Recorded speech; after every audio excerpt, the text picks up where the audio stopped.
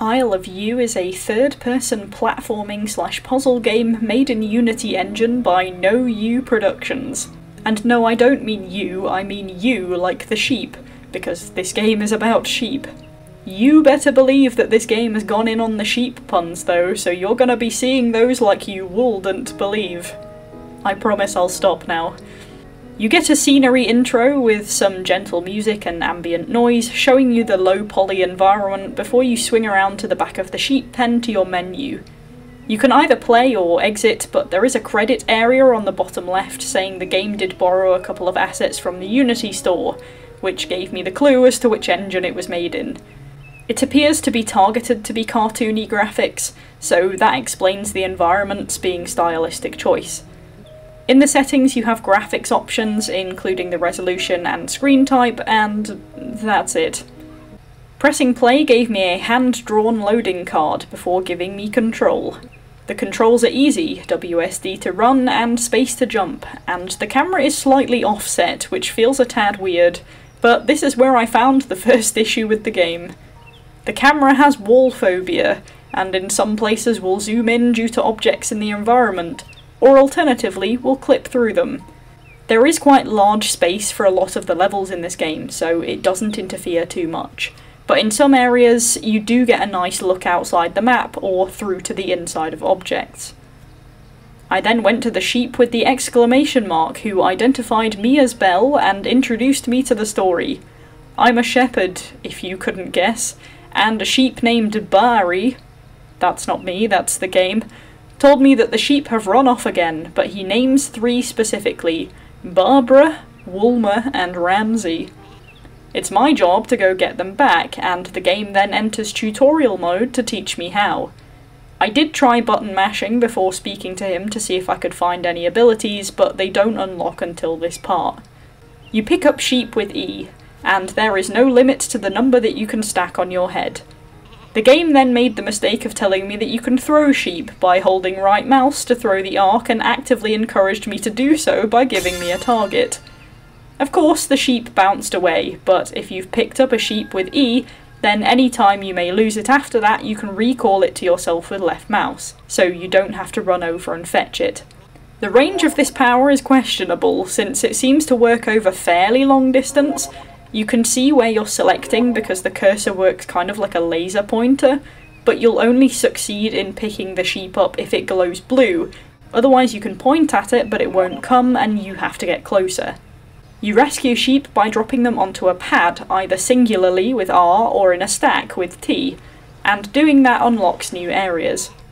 Before doing this, I should say, I had tried to goof off and see where I could get to, but the game invisible walls you from areas it doesn't want you in at first, and I also learned that water is death after seeing some nice looking ducks in a nice looking pond under a waterfall and failing to swim with them. I was then guided to a gate to the first level and given a bell. No, not a clone of me, but a bell icon to dictate my stamina. There are orbs to collect in the level that fill up a circle, and when the circle fills you get a new bell, i.e. more mana. I believe there are 5 in total that you can get. The icons get smaller the more that you have, but I believe the mana consumption is still the same proportionally. For example, 1 power takes a bell and a half regardless of which bell it is. So I ran off into the first level, which was fairly simple, with a few switches, a gust of wind to dodge, and some platforms. Now I hope Peter doesn't find this game, because I don't know a single human being in existence that can be given this map and be encouraged to throw sheep without getting the urge to test just how far the sheep will fall and how far you can launch them. If you lose a sheep, it will respawn where you found it, so if you do accidentally, or not accidentally, find your sheep falling thousands of feet into the ocean, it will reappear in one of the few spots you just found sheep. The sheep seem to stack with the newest at the bottom, so if you pick up a 3rd sheep and lose it, it should show up in the most recent place, unless you've used them for a puzzle and picked them up in another order. You get told you can bounce on the back of sheep to get to higher platforms, and I think sometimes this bounce effect can cause some disruption. Sometimes when you drop sheep on the rescue pads, if you do it as singular sheep with R, then they'll sometimes bounce off each other and will bounce you back too if you do it too quickly. When you press R, the sheep seems to drop in front of you, meaning sometimes you miss where you're trying to put it, and also that may cause collision, which causes the bounce back. It doesn't always happen, but there were occasions where I got launched or my sheep bounced off the pad. Also, when you rescue the sheep, it should zoom them back to the field. But if the pad doesn't deem the sheep to be on it properly, they just stay there but are now uninteractable. I don't know if that's a glitch or on purpose, because at first I thought it was making them part of the environment, even though the game told me to get them back to the paddock, but it didn't happen on a second run, so I'm not really sure that's intentional. The first part wasn't too hard. It gave me a funky light puzzle with sheep in jumpers to do, which gifted me the blessing of the skies, giving me the power to use a wind blast and shooting me up to a new area where it also gifted me a double jump. This double jump makes the whole bouncing on sheep ability kind of redundant for the rest of the game. I'm saying that because I'm pretty sure that other than the 2 points in the first half of this level where you need it, one being its introduction to you, I never needed to bounce off a sheep's back to solve a puzzle again. The double jump consumes mana, but is very helpful. I was approaching this game with a bit of a goofing around attitude, since the game was pretty goofy itself, and here I got a fun idea. Throwing sheep and a wind blast power. Have you put 2 and 2 together yet? Rocket sheep, baby! I had a very enjoyable few minutes of blasting these poor cute things out into the sea as far as I possibly could, and in places the game very much did not thank me for it. Almost like it didn't know what to do with the sheep's momentum for a few seconds and stalling it before letting it fall.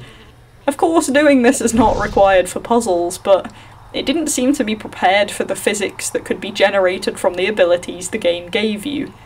Moving on led to another puzzle area with throwing sheep and some fun watching them ragdoll in a cutscene. The sheep are kind of rigid but bouncy, they don't really break pose when they get thrown, so it can look a bit weird at times.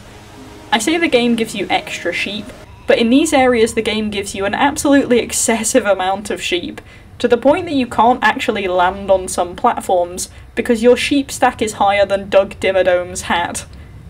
Your movement speed and jump distance is also proportionally reduced to what you're carrying, which is a nice touch, but this does mean that platforming gets harder the more sheep you bring with you.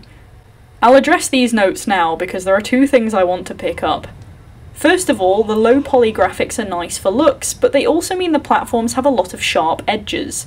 This is good in some instances because it means you can get some grip on the side of platforms you may otherwise have fallen off, and if the gradient of the angle between the surfaces goes up, you can sometimes slide your feet back onto the surface, but the gap between the sheep grips onto the sides sometimes and leaves you hanging off surfaces. If you die with a sheep stack on your head, they stay there when you respawn, which is mostly fine, but sometimes you do need to drop them to avoid getting butted off platforms by trees that have no tolerance for your woolly body pile. The second thing is that despite the game telling you you're out to save these sheep, there are many victims of favouritism. In some places you can end up with about 7 or 8 sheep in excess at the end of the level that you could just abandon on the islands you went to save them from and there would be no consequences. It's best to keep a sheep on you for puzzle solving, but the amount of times I carried a bunch of sheep only for them to disappear in a level transition into the void, including one of the actual important sheep I might add, was very frequent. Am I saving these sheep or not, game? Just because I need them to solve puzzles there and then. Once the puzzles are done, I could take them with me and save them. If you put more than 3 sheep on a 3 sheep rescue pad, it won't take all of them. It only takes 3, and once used, you can't save any more. Important puzzle sheep don't get accepted into this number, so you can't lose any required sheep, which is at least good. But how do all the rest of them get back? It doesn't even matter if they do or not. Some of them are required to be thrown away to activate switches. On the second stage at the start, there's a lone sheep on some rocks that I went to fetch to take with me, only to find a barrier refusing to let him through with me. You can run him back to the farm, like I said, but that achieves absolutely nothing as far as I could see. The only sheep the game cares about you saving are to turn switches, or the named sheep.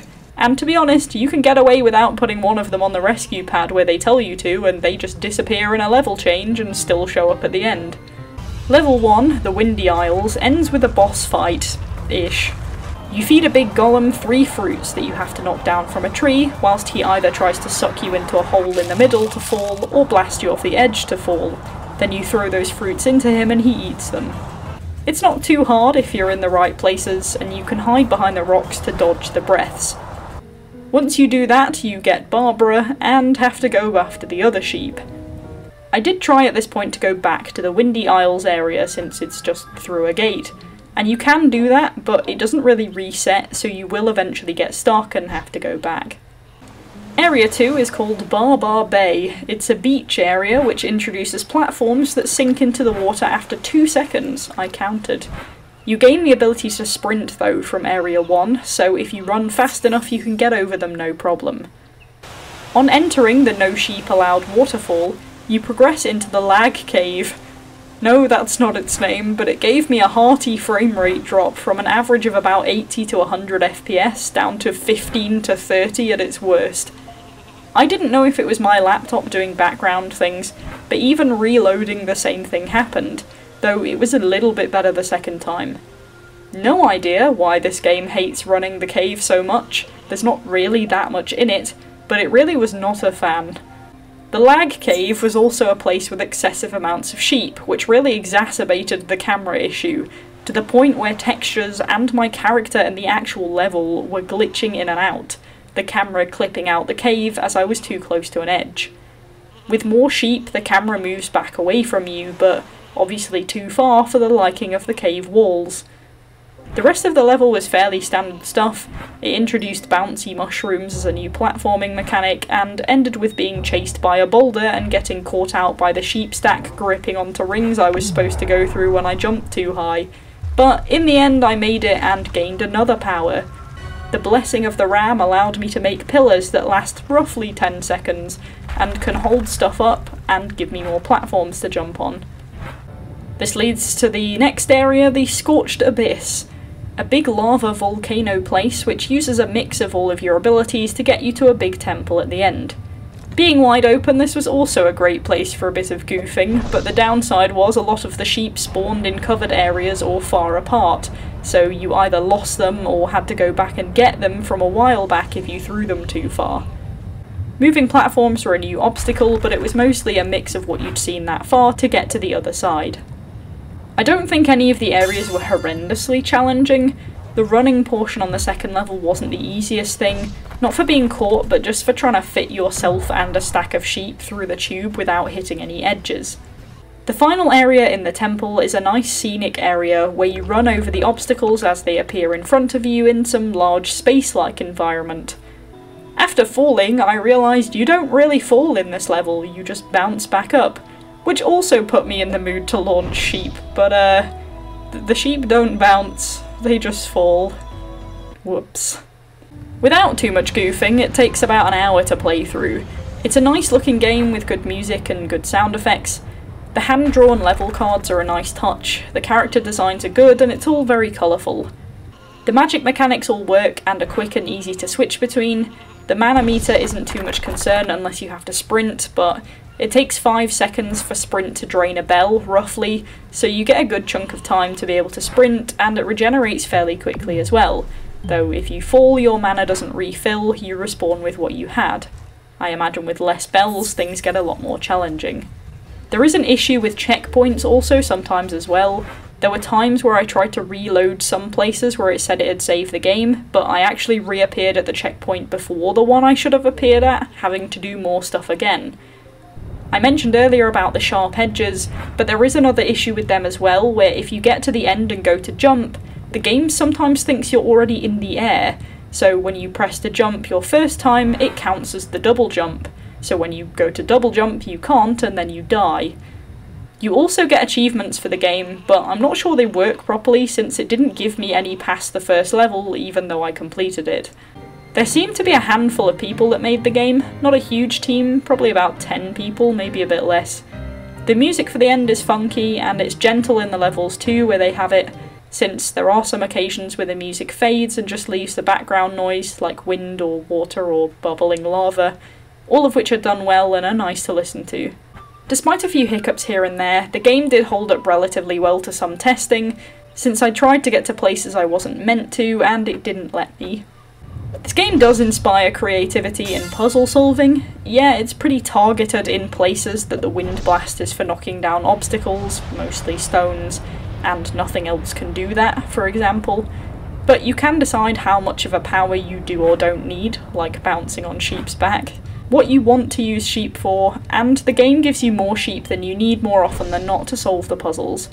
It encourages exploration by putting the sheep out on edges of rocks, but whilst you do need a certain amount of sheep for the recovery pads, you don't need a lot of these extra ones you come across, as I said before.